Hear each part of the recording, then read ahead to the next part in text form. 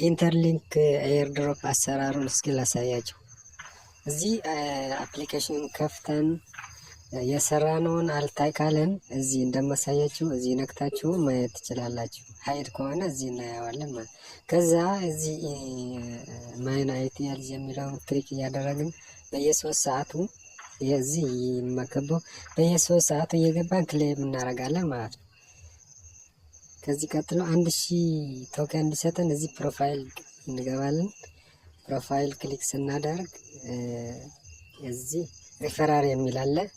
ሪፈራል ውስጥ ገብተን ከዛ እዚህ ሁማን ሃሽ የሚል ገብተን ከዛ እዚህ በአራው እንደማሳያችሁ እዚች ቦታ ላይ ይሄንን ቁጥር እናስገባለን ማለት ነው። ይሄንን ቁጥር ካስገባን በኋላ እዚህ በቀይ በክቡበት ቦታ ክሊክ እናደርጋለን ማለት እዚህ ጋር። ከዛ እንመለሳለን።